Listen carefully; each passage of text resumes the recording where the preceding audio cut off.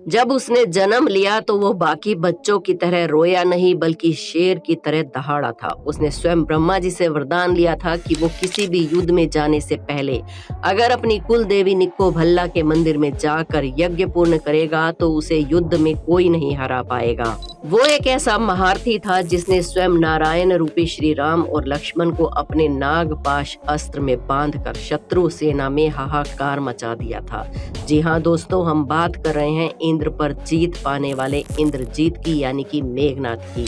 आज की वीडियो में हम आपको इंद्रजीत के बारे में कुछ ऐसी बातें बताएंगे जो आप अभी तक नहीं जानते थे। तो दोस्तों, हमारे चैनल अनोखी दुनिया को सब्सक्राइब कर लें और बेल आइकन को प्रेस कर लें। जल्दी से शुरू करते हैं अपना वीडियो। दोस्तों, कमेंट्स में जय श्री राम लिखना बिल्कुल भी ना भूलें। जब रावण सीता माता का हरण करके उन्हें श्रीलंका ले गया था, तब श्री राम अपने छोटे भाई हनुमान और लक्ष्मण जी के साथ उनकी तलाश कर रहे थे। तब रामचंद्र जी ने हनुमान जी को अपनी अंगूठी देकर श्रीलंका भेजा था और कहा था कि सीता से कहना कि उनके श्री राम जल्दी ही आकर उन्हें वापस ले जाएंगे। हनुमान जी ने लंका जाकर सीता माता को रामचंद्र जी की अंगूठी दिखाई और उन्हें दिलासा दिया। तब राक्षसों ने जाकर रावण को हनुमान जी के आने का संदेश दिया तो रावण को बहुत गुस्सा आया। उसने अपने छोटे बेटे अक्षय को हनुमान जी से युद्ध करने के लिए भेजा। हनुमान जी से युद्ध करते हुए अक्षय जब मारा गया और ये समाचार जब मेघनाथ को मिला तो उसे बहुत क्रोध आया, क्योंकि वो अपने छोटे भाई से बहुत प्रेम करता था। उसे इतना क्रोध आया कि वो स्वयं अपना रथ लेकर हनुमान जी के साथ युद्ध करने के लिए पहुंच गया। मेघनाथ ने हनुमान जी पर कई सारे अस्त्रों का प्रयोग किया, लेकिन उनमें से कोई भी अस्त्र हनुमान जी को कोई नुकसान नहीं पहुंचा पाया। तब मेघनाथ ने हनुमान जी के ऊपर ब्रह्मास्त्र का प्रहार किया और उन्हें बंदी बना लिया। इसी बात से आप अंदाजा लगा सकते हैं कि वो कितना बलशाली था। मेघनाथ का इतना ताकत और पराक्रमी होने के पीछे रावण का भी योगदान था। रावण शुरू से ही चाहता था कि उसका बेटा अमर और शक्तिवान बने। इंद्रजीत रावण और मंदोदरी का बड़ा बेटा था। रावण कितना बड़ा विद्वान पंडित था ये तो हम सब जानते ही हैं। उसे अच्छे से पता था कि जब मनुष्य का जन्म होता है तो उस समय ग्रहों की जो स्थिति होती है उसका असर मनुष्य के पूरे जीवन पर पड़ता है। रावण मेघनाथ को सर्वशक्तिमान बनाना चाहता था ताकि उसे दुनिया में कोई हरा ना सके। इसलिए उसने अपनी शक्ति के बल पर सभी ग्रहों को आदेश दिया कि जब उसके पुत्र का जन्म हो तब सभी ग्रहों को 11वें स्थान पर रहना है। सभी ग्रहों ने रावण के डर से उसकी बात मान ली और इसी वजह से मेघनाथ इतना शक्तिशाली था। लेकिन शनि देव ने रावण की बात मानने से इनकार कर दिया और वो 12वें स्थान पर जाकर बैठ गए, जिससे रावण बहुत क्रोधित हो गया और रावण ने शनि देव को कई दिनों तक बंदी बनाकर भी रखा। मेघनाथ के जन्म के समय वो इस तरह से रो रहा था मानो मेघों की गड़गड़ाहट हो, इसीलिए उसका नाम मेघनाथ पड़ा। रावण ने इंद्रजीत की शिक्षा का कार्यभार गुरु शुक्राचार्य को दिया था। बहुत छोटी ही उम्र में इंद्रजीत ने अपनी कुल देवी निकुंभा भल्ला के मंदिर में अपने गुरु से दीक्षा ली और सिद्धियों को प्राप्त कर लिया। मेघनाथ ने अपने गुरु शुक्राचार्य के कहने पर भगवान की घोर तपस्या की। भगवान शिव प्रसन्न हो गए और उसे दर्शन भी दिए।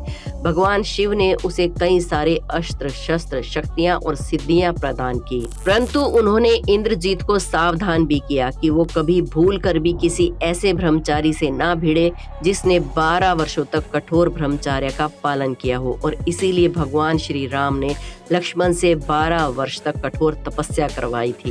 गुरु शुक्राचार्य ने मेघनाथ से 7 महायज्ञों को भी करवाया, जिससे उसे कई अस्त्र शस्त्र प्राप्त हुए, जिनमें से एक दिव्य रथ था जो उसके मन की गति से भी तेज किसी भी दिशा में उड़ सकता था। साथ ही उसे एक ऐसा धनुष भी मिला जिसमें बाण कभी समाप्त नहीं होते थे। इसके अलावा इस यज्ञ से उसे 3 मुख्य शस्त्र और प्राप्त हुए, जिनमें से एक था ब्रह्मा जी का सर्वोच्च ब्रह्मास्त्र, दूसरा था विष्णु भगवान का नारायण अस्त्र और तीसरा था भगवान शिव का पशुपति अस्त्र। इन 3 सर्वोच्च अस्त्रों को पाकर वो इतना शक्तिशाली हो गया था। यही कारण था कि जब देवों और असुरों का युद्ध हुआ तो उसने सभी देवताओं के साथ देवों के राजा इंद्र को भी कारागार में बंदी बना लिया था। उसके कुछ समय बाद जब इंद्र ने सभी देवताओं के साथ मिलकर कारागार से भागने की कोशिश की तो इंद्रजीत ने पीछे से अदृश्य रूप में अपने दिव्य रथ पर चढ़कर देवताओं पर हमला बोल दिया। देव सेनापति भगवान कार्तिकेय जी भी उस समय देवताओं की रक्षा के लिए आ गए, लेकिन वो इंद्रजीत को रोक नहीं पाए। मेघनाथ ने न केवल देवताओं को पराजित किया बल्कि इंद्र को भी बंदी बना लिया। ये बात जब रावण को पता चली तो वो इतना खुश हुआ कि उसने खुश होकर मेघनाथ को एक नया नाम दिया, इंद्रजीत। जब रावण ने इंद्रजीत को सभी देवताओं के साथ इंद्र का वध करने का भी आदेश दिया तो वहां ब्रह्मा जी प्रकट हुए और उन्होंने इंद्रजीत को ऐसा करने से मना किया। तब इंद्रजीत ने कहा कि अगर ब्रह्मा जी उसे अमर होने का वरदान देंगे तभी वो इंद्रदेव को छोड़ेगा।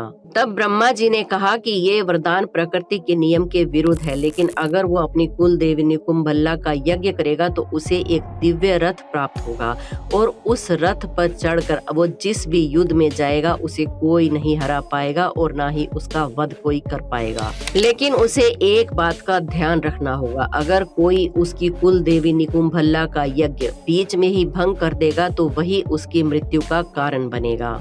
रामायण के युद्ध के दौरान कुंभकर्ण के वध के बाद रावण के पास केवल उसका एक पुत्र इंद्रजीत ही रह गया था। उसने इंद्रजीत को आदेश दिया कि वो युद्ध भूमि में प्रवेश करे। इंद्रजीत ने अपने पिता के आदेश पर सबसे पहले अपनी कुल देवी निकुंभला का आशीर्वाद लिया और उसके बाद रणभूमि की ओर चल पड़ा।